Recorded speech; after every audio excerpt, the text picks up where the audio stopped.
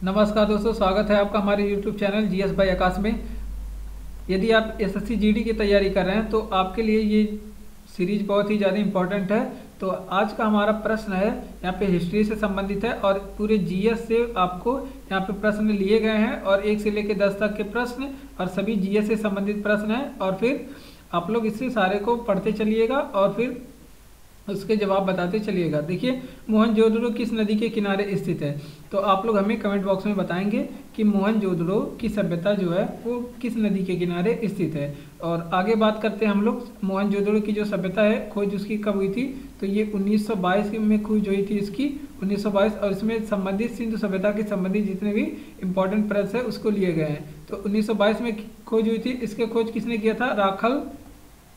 इसके खोज करने वाले राखलदास बनर्जी थे।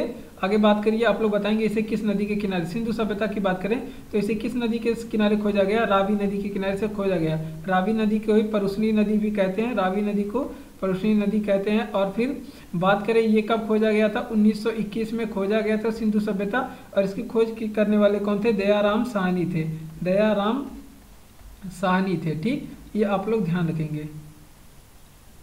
ठीक, आगे बात करते हैं सिंधु सभ्यता के जो निर्माता थे। और सिंधु सभ्यता की जो इम्पोर्टेंट जो तिथि है वो 2400 सर्वमान तिथि है, जो 2400 ईसा पूर्व से लेके ये 2400 ईसा पूर्व से 1700 ईसा पूर्व मानी जाती है। जो जिसमें सर्वाधिक विद्वानों के मत हैं वो 2400 ईसा पूर्व से 1700 ईसा पूर्व मानी जाती है। निर्माता की बात करें तो सिंधु सभ्यता के जो निर्माण करने वाले लोग थे वो कौन थे? द्रविड़ थे। तो सिंधु सभ्यता के लोग निर्माण करने वाले द्रविड़ थे। और यहाँ पर सभ्यता कैसी थी? सिंधु घाटी की सभ्यता कैसी थी?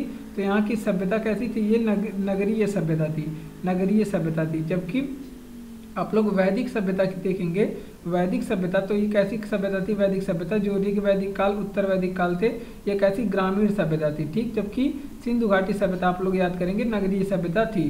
प्रमुख बंदरगाह, तो सिंधु घाटी सभ्यता का प्रमुख बंदरगाह क्या है? लोथल है। और लोथल किस राज्य में पड़ता है? वर्तमान गुजरात में पड़ता है लोथल। ठीक, बात करते हैं पूजनीय पशु क्या था? कुबड़ वाला सांड था। आप लोग जानते हैं इसे, कुबड़ वाला सांड था, कुबड़ वाला सांड था सिंधु सभ्यता का पूजनीय पशु। आगे बात करते हैं सिंधु सभ्यता की लिपि कौन सी थी? सिंधु सभ्यता की कौन सी लिपि थी? तो ये भाव चित्रात्मक लिपि थी। ये आप लोग ध्यान रखेंगे, इंपॉर्टेंट है। भाव चित्रात्मक लिपि थी सिंधु घाटी सभ्यता की। और मनोरंजन का साधन क्या था? सिंधु घाटी सभ्यता का पहले लोग क्या करेंगे? TV, phone, mobile, 4G 5G कुछ था नहीं, तो संगीत सुनते थे, मतलब कि गा करके संगीत सुनते थे और नृत्य देखते थे। कुछ लोग डांस करते थे और ये लोग देखते थे। और जुआ इनका मनोरंजन का साधन था।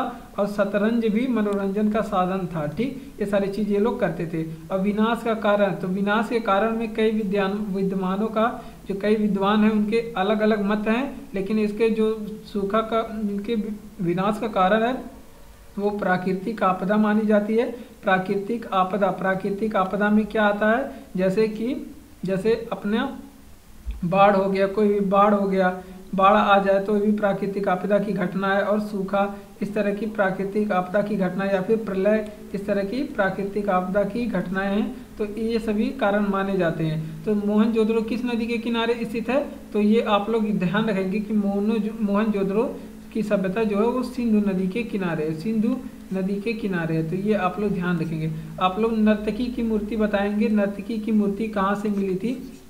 आप लोग कमेंट बॉक्स में बताएंगे। ठीक, और स्नानागार कहाँ पे मिला था? सिंधु घाटी सभ्यता में स्नानागार कहाँ से मिला था? और फिर सिंधु घाटी सभ्यता में विशाल अन्नागार कहाँ से मिला था? विशाल अन्नागार कहाँ से मिला था? और फिर आप लोग बताएंगे। तो सबसे पहले वस्त्र का जो साक्ष्य है वो कहाँ से मिलता है? वस्त्र का साक्ष्य ये सभी कहाँ से मिलते हैं? ये सभी कहाँ से मिलते हैं? मोहनजोदड़ो से मिलते हैं। ये आप लोग ध्यान रखेंगे। ठीक, बढ़ते हैं अपने अगले प्रश्न की ओर। तो हमारा अगला प्रश्न है, कह रहा है कि मौलिक अधिकारों को लागू, यहाँ पे देखिए, यहाँ पे संविधान से प्रश्न है और इम्पोर्टेंट प्रश्न है जो मौलिक अधिकार से संबंधित है। मौलिक अधिकारों को जो लागू करने के लिए रिट कहाँ दायर की जाती है? तो मौलिक अधिकारों को लागू करने के लिए रिट सुप्रीम कोर्ट में दायर की जाती है, सर्वोच्च न्यायालय या उच्चतम न्यायालय में दायर की जाती है। उच्चतम न्यायालय की स्थापना तो वारेन हेस्टिंग के समय पे हुई थी, वारेन हेस्टिंग के समय पे हुई थी। उच्चतम न्यायालय की स्थापना वारिंग हेस्टिंग के समय पे हुई थी। मौलिक अधिकारों के बारे में सुनवाई कहाँ पे की जाती है? सुप्रीम कोर्ट में जा सकते हैं। आर्टिकल 32 का यूज करके आप सुप्रीम कोर्ट जा सकते हैं और आर्टिकल 226 का यूज करके मौलिक अधिकारों की अपनी रक्षा के लिए हाई कोर्ट जा सकते हैं। ठीक, ये दोनों चीज़ें आप लोग ध्यान रखिएगा। मौलिक अधिकारों के लिए रिट, तो मौलिक अधिकारों के लिए रिट आर्टिकल 32 का उपयोग करके जो सुप्रीम कोर्ट है वो कितने तरह का रिट जारी करता है? 5 प्रकार की रिट जारी करता है मौलिक अधिकारों की रक्षा के लिए। ठीक, और बात करते हैं आर्टिकल 32 को संविधान की आत्मा कहा जाता है। आर्टिकल 32 को संविधान की क्या कहते हैं? आत्मा कहते हैं। इंपॉर्टेंट है, संविधान की आत्मा इसे किसने कहा था? B.R. अम्बेडकर ने इसे संविधान की आत्मा कहा था आर्टिकल 32 को। और संविधान का रक्षक किसे कहा जाता है? सुप्रीम कोर्ट को ही, यानी कि सर्वोच्च न्यायालय को ही सुप्रीम कोर्ट संविधान का रक्षक माना जाता है। राष्ट्रपति और उपराष्ट्रपति के जो विवाद से संबंधित, तो जो राष्ट्रपति के और उपराष्ट्रपति के जो चुनाव से संबंधित विवाद है उसका निपटारा सुप्रीम कोर्ट में किया जाता है। और राष्ट्रपति और फिर उपराष्ट्रपति जो चुनाव है वो कौन करवाता है? तो चुनाव आयोग करवाता है। इनका चुनाव कौन करवाता है? राष्ट्रपति का चुनाव आयोग द्वारा करवाया जाता है। ठीक, आगे बात करते हैं हम लोग जनहित याचिका। तो जनहित याचिका आप किस में दायर कर सकते हैं? आप सुप्रीम कोर्ट में भी जनहित याचिका दायर कर सकते हैं या फिर हाई कोर्ट में जनहित याचिका दायर कर सकते हैं। तो दोनों में से कहीं पे भी दायर कर सकते हैं जनहित याचिका। तो इन सारी चीज़ों को आप लोग ध्यान रखेंगे। अब बढ़ते हैं अपने अगले प्रश्न की ओर। तो अगला प्रश्न है हमारा हिस्ट्री से संबंधित है और यहाँ पे देखिए गुप्त वंश से संबंधित इंपॉर्टेंट प्रश्न जो हमारे एग्जाम में पूछे जाने वाले हैं, जो चांस बन सकते हैं उनको प्रश्नों को लिया गया है। ठीक, और गुप्त वंश से अभी प्रश्न पेट के एग्जाम में भी पूछा गया था, तो ये आपके लिए इम्पोर्टेंट है। तो सारे प्रश्नों को आप लोग ध्यान पूर्वक पढ़िए और उसके जवाब दीजिए। देखिए गुप्त, पीछे एक बार देख लेते हैं। तो देखिए प्रश्न कह रहा है कि गुप्त राजवंश किसके लिए प्रसिद्ध था? तो गुप्त साम्राज्य किसके लिए प्रसिद्ध था? आप लोग कमेंट बॉक्स में बताएंगे और इन प्रश्नों को हम लोग तब तक जल्दी उत्तर दे लेते हैं। देखिए गुप्त वंश का संस्थापक कौन था? श्री गुप्त था। श्री गुप्त था गुप्त वंश का संस्थापक। तो ये कब गुप्त वंश की स्थापना किया था? तो ये 319 ईस्वी में करता है। 319 ईस्वी में गुप्त वंश की स्थापना करता है। कौन? तो ये श्री गुप्त करता है। गुप्त वंश का प्रथम शासक भी कौन था? तो श्री गुप्त ही था गुप्त वंश का प्रथम शासक। और गुप्त वंश का आप लोग बताइए अंतिम शासक कौन था? तो गुप्त वंश का अंतिम शासक कौन था? विष्णुगुप्त था। गुप्त वंश का अंतिम शासक कौन था? विष्णुगुप्त था। आगे बात करते हैं गुप्त वंश का जब पूछे महान शासक कौन था, तो आप लोग बताएंगे कि चंद्रगुप्त प्रथम गुप्त वंश का महान शासक था। चंद्रगुप्त प्रथम जो था वो गुप्त वंश का महान शासक था। और इसने किस चीज की उपाधि धारण की थी? तो चंद्रगुप्त प्रथम ने महाराजा धीराज की उपाधि धारण की थी। तो ये भी आप लोग ध्यान रखेंगे। महाराजा धीराज की उपाधि कौन धारण किया था? चंद्रगुप्त प्रथम। और विक्रमादित्य की उपाधि किसने धारण की थी? तो विक्रमादित्य की उपाधि किसने रखा था? तो चंद्रगुप्त द्वितीय रखा था। चंद्रगुप्त द्वितीय रखा था ये विक्रमादित्य की उपाधि। चंद्रगुप्त द्वितीय ने विक्रमादित्य की उपाधि रखा था। ठीक, आगे बात करें चंद्रगुप्त के दरबार में कौन रहते थे? तो चंद्रगुप्त के दरबार में कवि कालिदास रहते थे। चंद्रगुप्त के दरबार में। और इन्हीं के दरबार में कौन आया था? चीनी यात्री फाहियान आया था। चीनी यात्री फाहियान पूछा जाता है ना एग्जाम में, अभी पूछा गया था पेट के एग्जाम में। फाहियान किसके दरबार में आया था? तो ये किसके? विक्रमादित्य के दरबार में आया था या फिर चंद्रगुप्त द्वितीय के दरबार में आया था। धन्वंतरी ये आयुर्वेद चिकित्सक थे। और गुप्त वंश के किस शासक के दरबार में रहते थे? ये किस शासक के दरबार में रहते थे? तो आप लोग बताएंगे कि ये गुप्त वंश के किसी चंद्रगुप्त द्वितीय के दरबार में रहते थे। चंद्रगुप्त द्वितीय के दरबार में रहते थे जो आयुर्वेद चिकित्सक धन्वंतरी थे। ठीक, ये भी एग्जाम में पूछा गया था, भी पेट के एग्जाम में ही पूछा गया था। आप लोग देखे होंगे, पेट का एग्जाम दिए होंगे तो आप लोगों को पता होगा। नालंदा विश्वविद्यालय ये इंपॉर्टेंट है। इसकी स्थापना किसने करवाया था? इसकी ध्वस्त किसने करवाया था? तो देखिए कुमार गुप्त ने इसकी स्थापना करवाया था नालंदा विश्वविद्यालय की। तो आगे चल के बख्तियार खिलजी ने इसे ध्वस्त करवा दिया था। बख्तियार खिलजी ने इसको ध्वस्त करवा दिया था। ठीक, सर्वाधिक सोने के सिक्के किसने जारी किए? तो गुप्त शासकों ने ही सर्वाधिक सोने के सिक्के जारी किए थे। ये भी आप लोग ध्यान रखेंगे। देखिए आर्यभट्ट, ये भी इंपॉर्टेंट है। आर्यभट्ट के बारे में एग्जाम में पूछा जाता था। जो कि ये खगोल वैज्ञानिक और गणितज्ञ थे। आर्यभट्ट कौन थे? खगोल वैज्ञानिक भी थे और गणितज्ञ भी थे। ठीक, और इनके ये किस वंश से संबंधित थे? तो एग्जाम में डायरेक्ट पूछा जाता है, तो ये गुप्त वंश से संबंधित थे। आगे बात करते हैं आर्यभट्ट के कुछ प्रमुख ग्रंथ हैं, जैसे आर्यभट्टियम है इनके प्रमुख ग्रंथ, आर्यभट्टियम इनके प्रमुख ग्रंथ हैं। और फिर एक ग्रंथ और इनका फेमस है, एक ग्रंथ सूर्य सिद्धांत। सूर्य सिद्धांत भी आर्यभट्टियम का ग्रंथ है। तो इन दोनों चीज़ों को आप लोग ध्यान रखिएगा। भारत का नेपोलियन किसे कहा जाता है? एग्जाम में पूछा जाता है, इंपॉर्टेंट है। और संगीत प्रेमी किसे कहा जाता है? तो समुद्रगुप्त को कहा जाता है संगीत प्रेमी, समुद्रगुप्त को, क्योंकि बीड़ा बजाते हुए एक सिक्के पे साक्ष्य मिला था समुद्रगुप्त का कि ये बीड़ा बजाता है, इसलिए वजह से इनको संगीत प्रेमी कहा गया। और भारत का नेपोलियन भी समुद्रगुप्त को कहा जाता है। तो इन सारी चीज़ों को आप लोग ध्यान रखेंगे। बढ़ते हैं अपने अगले प्रश्न की ओर। तो अगला प्रश्न है हमारा, यहाँ पे देखिए जियोग्राफी से संबंधित प्रश्न है। देखिए माउंट एटना ज्वालामुखी, यहाँ पे प्रश्नों के उत्तर हम लोग दे लेते हैं। तो देखिए गुप्त वंश किसके लिए प्रसिद्ध था?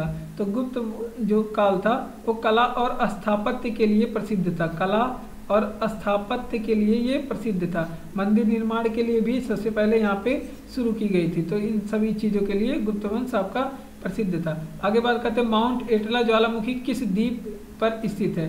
तो या फिर आप बताइए किस देश में स्थित है माउंट एटला ज्वालामुखी? आप लोग कमेंट बॉक्स में बताइए। तब तक आगे हम लोग अन्य प्रश्नों को कर लेते हैं। भूमध्य सागर का प्रकाश स्तंभ किसे कहा जाता है? तो भूमध्य सागर का प्रकाश स्तंभ स्ट्राम्बोली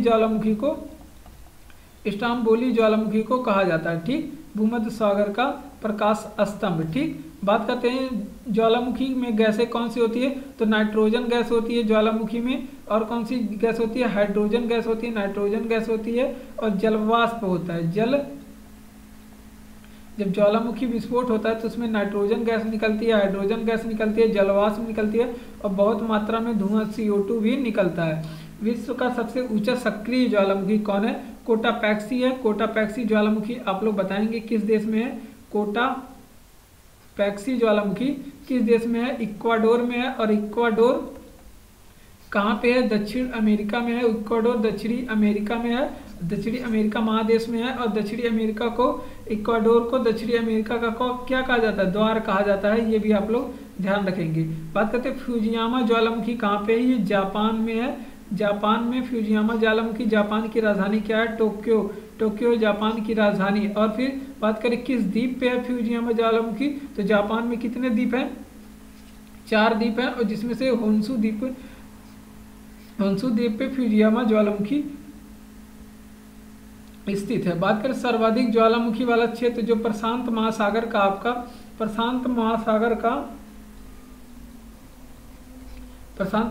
का एक क्षेत्र है, वहां पे सर्वाधिक ज्वालामुखी पाए जाते हैं। प्रशांत महासागर जिसे क्या कहते हैं? अग्निवलय क्षेत्र कहते हैं।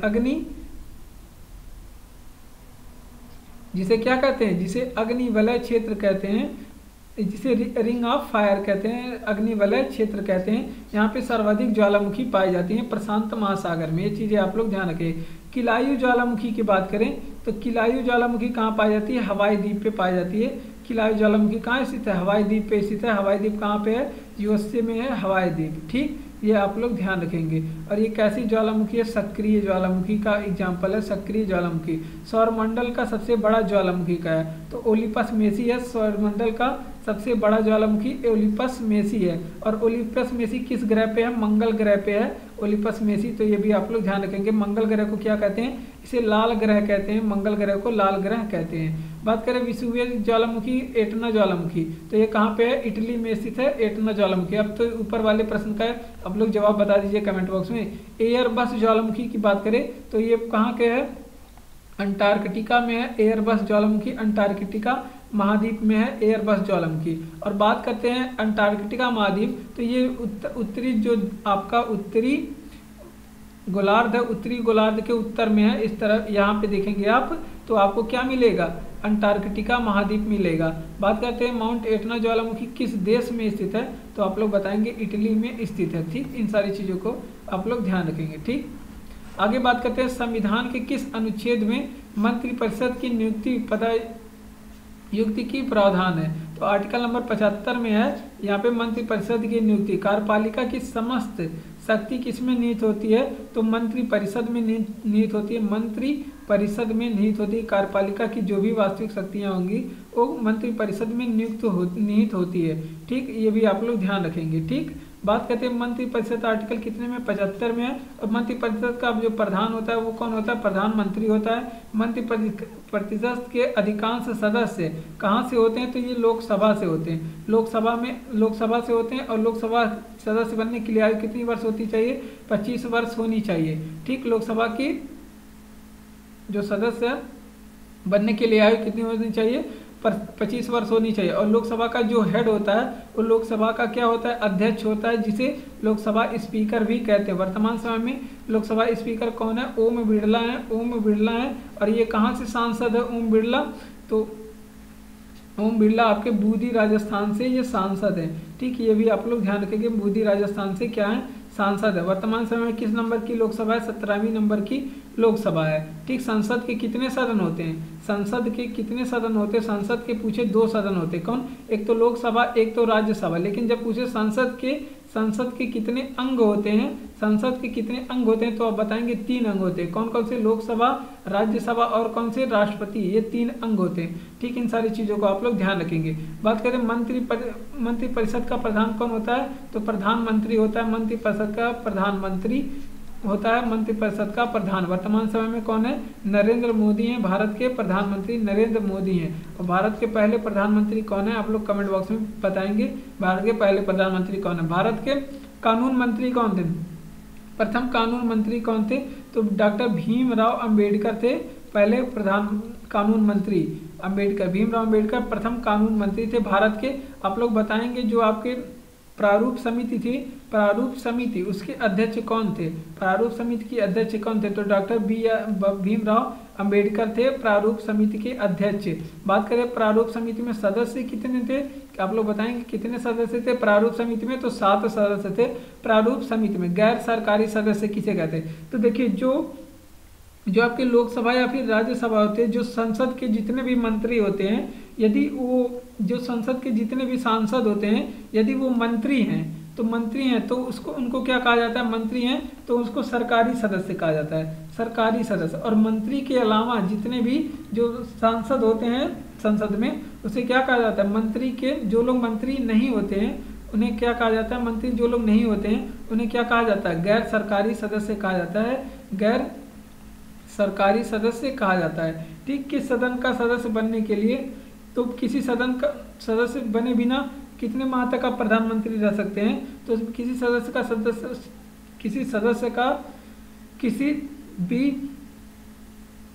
का सदस्य बने बिना आप 6 माह तक प्रधानमंत्री बन सकते हैं। 6 माह तक क्या बने रह सकते हैं, प्रधानमंत्री बने रह सकते हैं। तो इन सारी चीज़ों को आप लोग ध्यान रखेंगे। बात करें भारत की 3 सेनाओं का सर्वोच्च सेनापति कौन होता है, तो राष्ट्रपति होता है। भारत की 3 सेनाओं का सर्वोच्च सेनापति, भारत राष्ट्रपति के संबंधित जो आर्टिकल है, आर्टिकल 52 में कहा गया भारत का एक राष्ट्रपति होगा। और भारत के राष्ट्रपति से संबंधित और प्रश्नों को हम लोग सॉल्व करने वाले हैं। तो यहाँ पे देखिए प्रश्न का जवाब हम लोग दे चुके हैं। तो देखिए अगला प्रश्न है, भारत के राष्ट्रपति की तुलना तो ब्रिटेन के सम्राट से की जाती है। भारत के राष्ट्रपति की तुलना कहाँ से, ब्रिटेन के किसे की जाती है, सम्राट से की जाती है।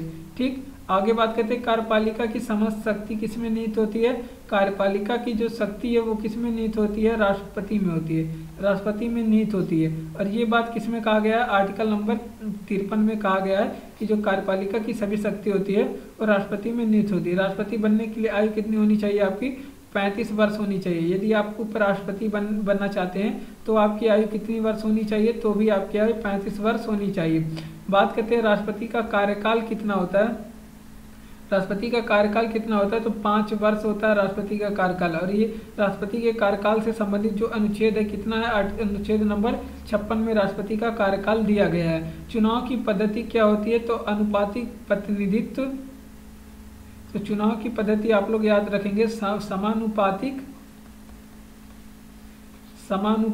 प्रतिनिधित्व एवं एकल संक्रमणीय होता है। ठीक, राष्ट्रपति का चुनाव समानुपातिक प्रतिनिधित्व एकल संक्रमणीय होता है। और ये कैसा चुनाव होता है? अप्रत्यक्ष चुनाव होता है। राष्ट्रपति का जो चुनाव होता है अप्रत्यक्ष चुनाव होता है, ठीक। और राष्ट्रपति के चुनाव में और चुनाव पद्धति के बारे में जो जानकारी है आर्टिकल नंबर 55 में मिलती है। आर्टिकल नंबर 54 में चुनाव की जो चुनाव का जो मंडल है उसके निर्वाचन मंडल के बारे में जानकारी दी गई है आर्टिकल नंबर 54 में। और आर्टिकल नंबर 54 में बताया गया कि राष्ट्रपति में लोकसभा के सदस्य, निर्वाचित सदस्य, और फिर राज्यसभा के निर्वाचित सदस्य, और जो राज्य होते हैं उनके विधानसभा के, राज्यों के विधानसभा के केवल और केवल कैसे सदस्य वोट करते हैं राष्ट्रपति के चुनाव में? आप लोग याद रखेंगे कि निर्वाचित सदस्य, मनोनीत सदस्य नहीं, केवल और केवल कौन से सदस्य? निर्वाचित सदस्य राष्ट्रपति को क्या करते हैं? वोट करते हैं। बात करते हैं चुनाव का संचालन। तो चुनाव का संचालन कौन करता है? राष्ट्रपति के जो चुनाव के संचालन है उसे चुनाव आयोग करवाता है, चुनाव आयोग करवाता है, चुनाव आयोग करवाता है। और चुनाव के संबंधित जितने भी विवाद होते हैं तो राष्ट्रपति के चुनाव के संबंधित जो राष्ट्रपति और उपराष्ट्रपति दोनों, इनके संबंधित जितने भी विवाद होते हैं चुनाव से संबंधित, वो सुप्रीम कोर्ट में देखे जाते हैं। पद से हटाने के लिए राष्ट्रपति को क्या लाया जाता है? महाभियोग लाया जाता है। राष्ट्रपति को पद से हटाने के लिए महाभियोग लाया जाता है। ये बात कही गई है राष्ट्रपति के आर्टिकल नंबर 61 में। और महाभियोग का जो पद है वो कहाँ से लिया गया है? महाभियोग का प्रावधान अमेरिका के संविधान से लिया गया है, ठीक। और राष्ट्रपति का जो शपथ है अनुच्छेद नंबर 60 में है। और इनको शपथ कौन दिलवाता है? मुख्य न्यायाधीश दिलाते हैं। यदि मुख्य न्यायाधीश नहीं है तो शपथ इन्हें कौन दिलाएगा? तो अब वहाँ पे जो वरिष्ठ न्यायाधीश होंगे वो राष्ट्रपति को क्या कराएंगे? शपथ दिलाएंगे। त्यागपत्र किसमें दिया था? उपराष्ट्रपति अपना त्यागपत्र, राष्ट्रपति अपना त्यागपत्र उपराष्ट्रपति को देता है, उपराष्ट्रपति को देता है राष्ट्रपति अपना त्यागपत्र, ठीक। तो इन सारी चीजों को आप लोग ध्यान रखेंगे। आगे बात करते हैं हम लोग अपने अगले प्रश्न की ओर। तो अगला प्रश्न हमारा, राष्ट्रपति किस सूची के विषय पे अध्यादेश नहीं जारी कर सकता? तो देखिए राष्ट्रपति किस सूची पे अध्यादेश नहीं जारी कर सकता, ये आप लोग कमेंट बॉक्स में हमें कमेंट करके बताएंगे, ठीक। यहाँ पे आप लोग कमेंट करके बताएंगे कि राष्ट्रपति किस सूची पे अध्यादेश नहीं जारी कर सकता। तो देखिए समवर्ती सूची, तो समवर्ती सूची लिया गया कहाँ से? ऑस्ट्रेलिया से लिया गया, ऑस्ट्रेलिया से लिया गया। समवर्ती सूची में कौन कानून बनाते हैं? तो समवर्ती सूची में आप लोग बात ध्यान रखेंगे, समवर्ती सूची में कौन कौन कानून बनाते हैं? तो इसमें केंद्र सरकार और राज्य सरकार दोनों मिलकर क्या बनाते हैं? कानून बनाते हैं। केंद्र सरकार और राज्य सरकार दोनों का इसमें हस्तक्षेप होता है समवर्ती सूची में, ठीक। और कहाँ से लिया गया है? ऑस्ट्रेलिया से लिया गया है, ठीक। बात करें 7वीं अनुसूची में, 7वीं अनुसूची में 3 सूचियां बनाई गई हैं। 7वीं अनुसूची के अंतर्गत 3 सूचियां बनाई गई हैं। एक तो संघ सूची हो गया जिसपे कानून कौन बनाता है, और फिर एक राज्य सूची हो गया जिसपे कानून राज्य सरकार बनाता है, एक समवर्ती सूची हो गया जिसपे कानून राज्य सरकार और संघ सरकार दोनों बनाते हैं, ठीक। बात करते हैं संघ सूची में जो कार्य करने के लिए 100 विषय दिए गए हैं। और कानून कौन बनाता है? ये केंद्र सरकार बनाता है कानून। और राज्य सूची की बात करें तो इसमें कार्य करने के लिए 61 विषय दिए गए हैं। और इसमें कानून कौन बनाता है? राज्य सरकार ही बनाता है, इसमें कानून राज्य सरकार बनाता है। आगे बात करते हैं समवर्ती सूची, इसमें कितने विषय दिए गए? 51 विषय दिए गए। इसमें आप लोग को बताया गया केंद्र सरकार और राज्य सरकार दोनों ही कानून बनाते हैं, ठीक।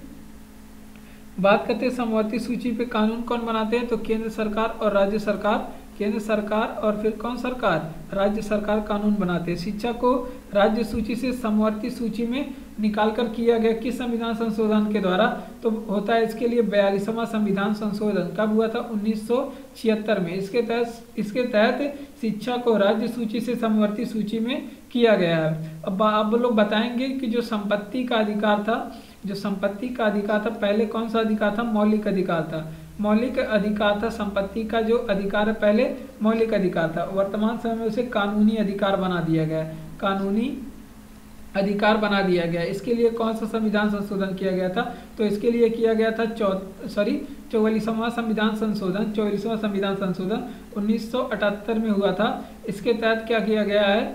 संपत्ति को मौलिक अधिकार की श्रेणी से निकाल करके कानूनी अधिकार बना दिया गया। और इसे वर्तमान समय में किस अनुच्छेद में रखा गया है? अनुच्छेद नंबर 300 के ए में रखा गया है, ठीक। बात करते हैं आर्थिक नियोजन। आर्थिक नियोजन में जो किस सूची का विषय है? आर्थिक नियोजन ये किस सूची का विषय है? ये समवर्ती सूची का ही विषय है, समवर्ती सूची का विषय है, आर्थिक नियोजन समवर्ती सूची का विषय है। बात करते हैं समवर्ती सूची के विषय कौन कौन से हैं। तो देखिए समवर्ती सूची के विषय जो है शिक्षा हो गया, आपका शिक्षा हो गया, अब दंड हो गया, दंड की जो प्रक्रिया है, दंड की प्रक्रिया वो समवर्ती सूची का विषय हो गया। वन हो गया, ये समवर्ती सूची का विषय है। विद्युत हो गया, जो आपकी घर में बिजली आती है, ये समवर्ती सूची का विषय हो गया।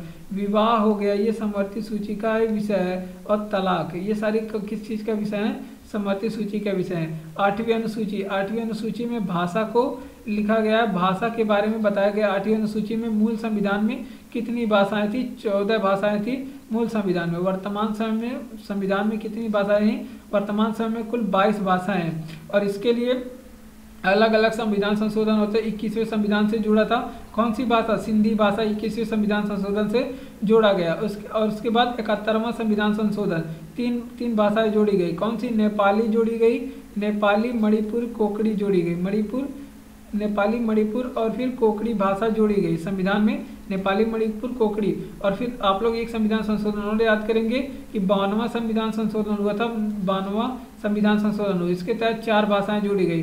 कौन कौन सी 4 भाषा, बोडो हो गया, डोंगरी हो गया, बोडो हो गया, डोंगरी हो गया, संथाली हो गया, और फिर कौन सी भाषा, संथाली और फिर मैथिली, इसके तहत जोड़ी गई। ठीक, बात करते हैं राष्ट्रपति किस सूची के विषय पे अध्यादेश जारी कर सकता है। तो इसका जवाब होगा कि राष्ट्रपति संघ सूची पे तो अध्यादेश जारी कर सकता है, संघ सूची, और साथ में साथ समवर्ती सूची में, दोनों पे अध्यादेश जारी कर सकता है। लेकिन राज्य सूची पे आप लोग पूछेंगे कि ऐसी कौन सी सूची है जिसपे राष्ट्रपति का कोई हस्तक्षेप नहीं होता, तो राज्य सूची पे तो ये कानून नहीं बना सकता। ठीक, बात करते हैं निक्स ओलंपिया, तो ये किस ग्रह पे स्थित है, कोलंबस पर्वत किस ग्रह पे स्थित है।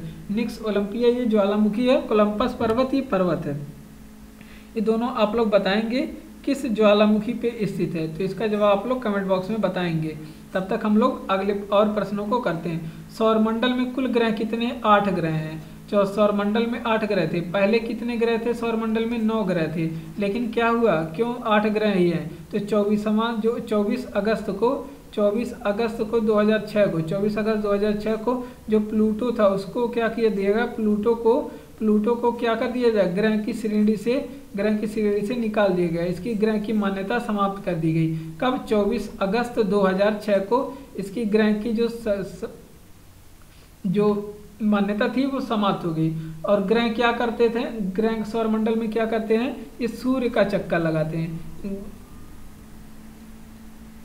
ग्रह क्या करते हैं, ये सूर्य का चक्कर लगाते हैं, सूर्य का चक्कर लगाते हैं। लेकिन उपग्रह क्या करते हैं, उपग्रह किसे कहा जाता है, तो जो उस ग्रह का चक्कर लगाएं, जो ग्रह का चक्कर लगाते हैं उसे उपग्रह कहा जाता है। लेकिन जो सूर्य का चक्कर लगाएं उसे ग्रह कहा जाता है। ठीक, बात करें तारामंडल की संख्या, तो सौरमंडल में कितने तारामंडल हैं, तो 89 तारामंडल है सौरमंडल में। बात करें कुल ग्रह कितने हैं, तो 8, तारामंडल कितने हैं, 89। पहले कितने ग्रह थे, 9। क्यों, अब वर्तमान समय में 8 ग्रह हैं, क्योंकि 24 अगस्त 2006 को प्लूटो को ग्रह की श्रेणी से हटा दिया गया।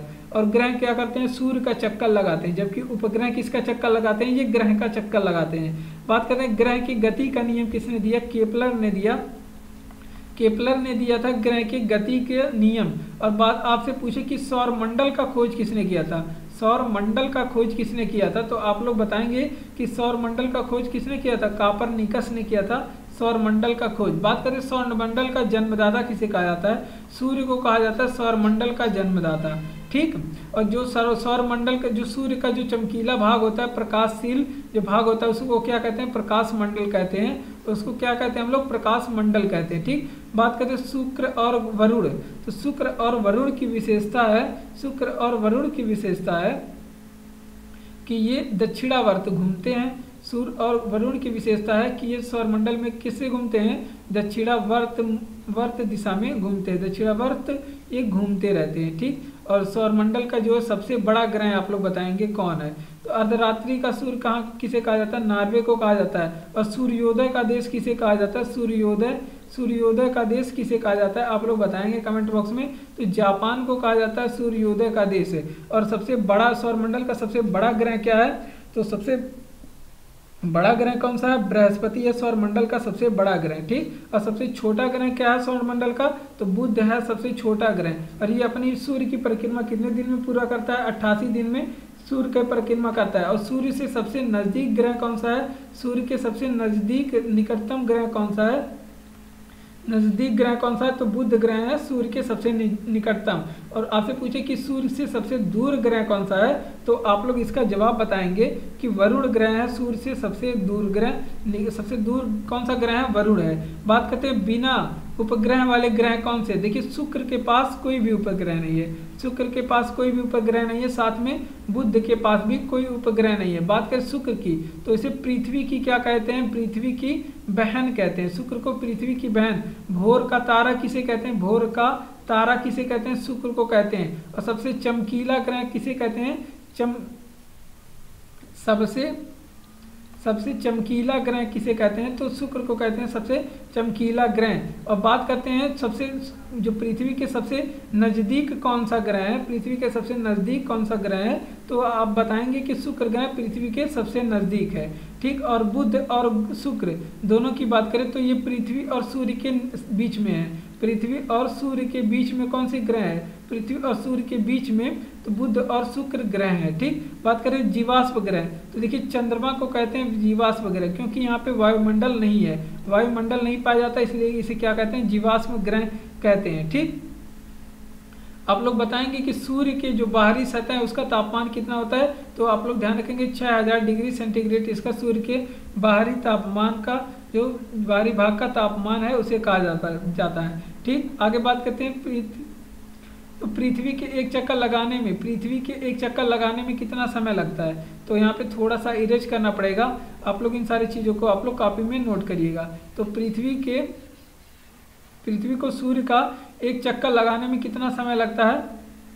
तो आप लोग ध्यान रखेंगे कि 365 दिन लगता है, 365 दिन लगता है, 5 घंटे लगता है, 365 दिन 5 घंटे और 48 मिनट और कितने सेकंड? 46 सेकंड इतना समय लगता है सूर्य को पृथ्वी का चक्कर लगाने में। 365 दिन 5 घंटे 48 मिनट और 46 सेकंड का समय लगता है। उत्तरी गोलार्ध में सबसे बड़ा दिन कब होता है? 21 जून को होता है। और 21 जून को सूर्य किस रेखा पे होता है? कर्क रेखा पे सीधे होता है, कर्क रेखा पे सीधे चमकता है। और दक्षिणी गोलार्ध में सबसे बड़ा दिन कब होता है? दक्षिणी गोलार्ध में सबसे बड़ा दिन होता है 22 दिसंबर को। 22 दिसंबर को दक्षिणी गोलार्ध में सबसे बड़ा दिन होता है। और इस दिन को सूर्य सीधे किस पर चमकता है? किस रेखा पर? तो ये दिन सूर्य सीधे मकर रेखा पर चमकता है। बात करते हैं किस दिन और रात की अवधि समान होती है? दिन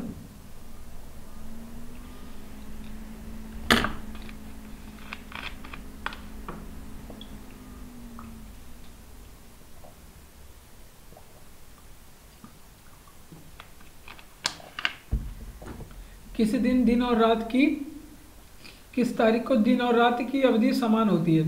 तो डेट याद रखेंगे, 21 मार्च को सूर्य सीधे विषुवत रेखा पे चमकता है और 23 सितंबर को सूर्य सीधे किस रेखा पे चमकता है? तो ये विषुवत रेखा पे चमकता है। इस वजह से जो है दिन और रात की अवधि समान होती है उत्तरी गोलार्ध और दक्षिणी गोलार्ध में दोनों। बात करते हैं अगले प्रश्न की ओर। तो अगला प्रश्न हमारा, सिकंदर भारत पर क्यों आक्रमण किया था? तो इसका जवाब आप लोग देंगे और पिछले प्रश्न का जवाब लिखेंगे। ये मंगल ग्रह पे स्थित है, मंगल ग्रह पे। और किस ग्रह को लाल ग्रह कहते हैं? तो मंगल ग्रह को ही लाल ग्रह कहते हैं, आप लोग ये भी ध्यान रखेंगे, ठीक। अगले प्रश्न की ओर हम लोग बढ़ते हैं। तो हमारा अगला प्रश्न है कि सिकंदर भारत पर क्यों आक्रमण किया था? तो ये आप लोग बताएंगे इसका जवाब, सिकंदर भारत पर क्यों आक्रमण किया था। तब तक अगला प्रश्न हम लोग देखेंगे। सिकंदर मकदूनिया का शासक कब बना था? तो 366 ईसा पूर्व में ये मकदूनिया का शासक बना था सिकंदर। बात करें सिकंदर के गुरु कौन थे? तो देखिए अरस्तु थे सिकंदर के गुरु, अरस्तु थे सिकंदर के गुरु। अब अरस्तु के गुरु कौन थे? तो प्लेटो थे अरस्तु के गुरु। प्लेटो के गुरु कौन थे? सुकरात थे प्लेटो को अरस्तु के गुरु। और ये तीनों कौन थे? तीनों ये जो यूनान के प्रसिद्ध दार्शनिक थे। तो ये भी आप लोग ध्यान रखेंगे।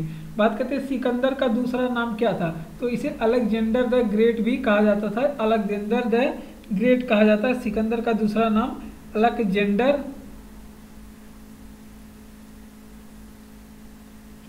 अलेक्जेंडर द ग्रेट था सिकंदर का दूसरा नाम। बात करते हैं सिकंदर का भारत पर आक्रमण कब हुआ था? तो 326 ईसा पूर्व। आप लोग ध्यान रखेंगे इस वर्ष सिकंदर का भारत पर आक्रमण होता है। तक्षशिला के राजा उस समय कौन थे? राजा अंबी थे तक्षशिला के राजा। किस रास्ते भारत आया था? तो खैबर दर्रे से होकर भारत आया था। खैबर दर्रे से होकर आया था। वर्तमान समय में खैबर दर्रा कहाँ पे पड़ता है? पाकिस्तान का भाग है, पाकिस्तान में पड़ता है। पाकिस्तान और अफगानिस्तान के सीमा पे खैबर दर्रा। ठीक, बात करें सेनापति कौन था? तो सेल्यूकस निकेटर था सिकंदर का सेनापति। सेल्यूकस निकेटर था, सेल्यूकस निकेटर था। और सेल्यूकस निकेटर का एक पुत्री थी। सेल्यूकस निकेटर की एक पुत्री थी जिसका क्या नाम है? आप लोग बताएंगे कि इसका नाम कार्नेलिया है। सेल्यूकस निकेटर की पुत्री कार्नेलिया है। ठीक, कार्नेलिया। आगे चल के कार्नेलिया का विवाह किससे होता है? तो किस मौर्य साम्राज्य से होता है?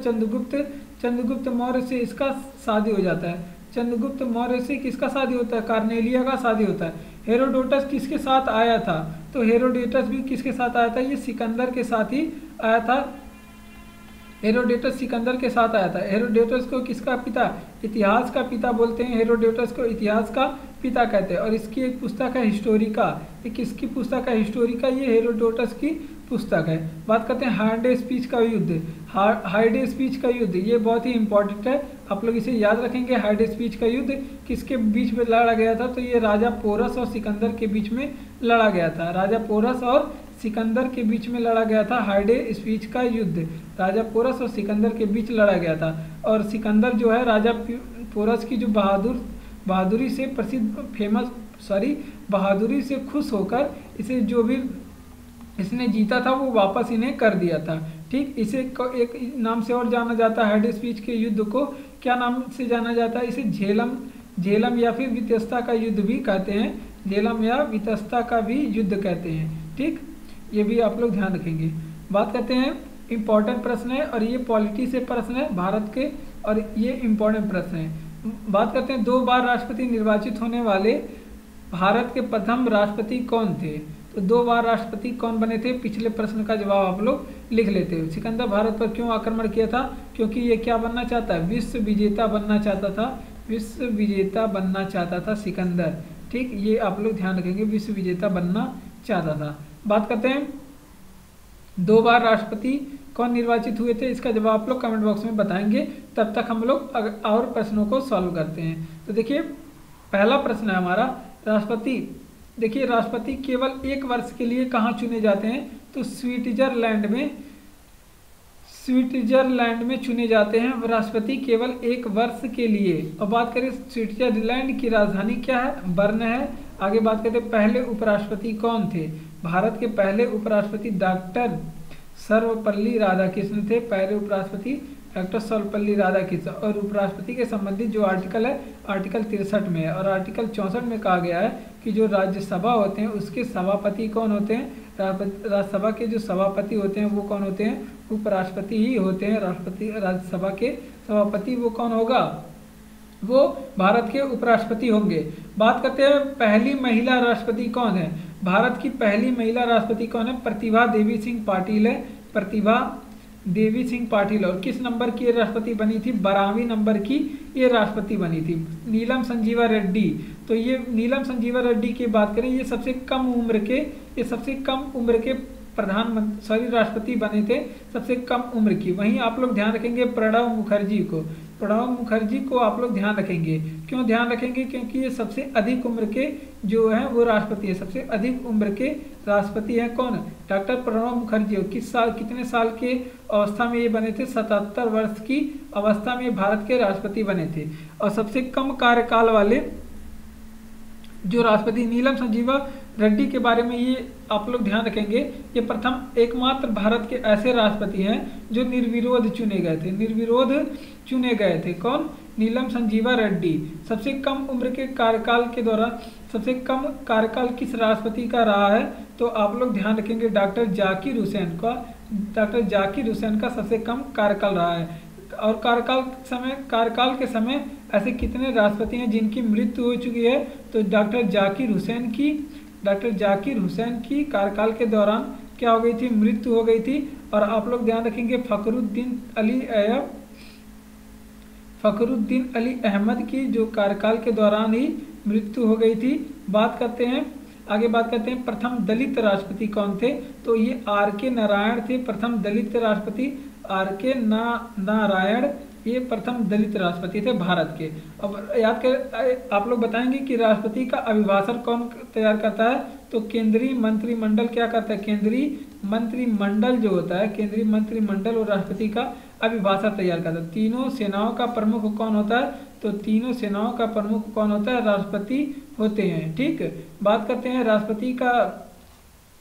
राष्ट्रपति द्वारा राज्यसभा में मनोनयन, तो 12 सदस्यों को राष्ट्रपति राज्यसभा में मनोनयन करता है। राष्ट्रपति का क्षमादान आप लोग बताएंगे, क्षमादान किस आर्टिकल में, आर्टिकल नंबर 72 में है।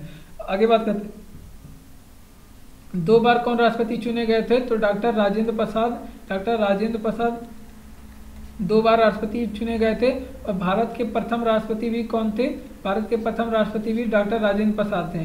और वर्तमान समय में भारत की राष्ट्रपति कौन है, वर्तमान समय में भारत की राष्ट्रपति कौन है, द्रौपदी मुर्मू है वर्तमान समय में भारत की राष्ट्रपति। और इससे पहले ये कहाँ की, ये पश्चिम बंगाल की गवर्नर भी रह चुकी हैं।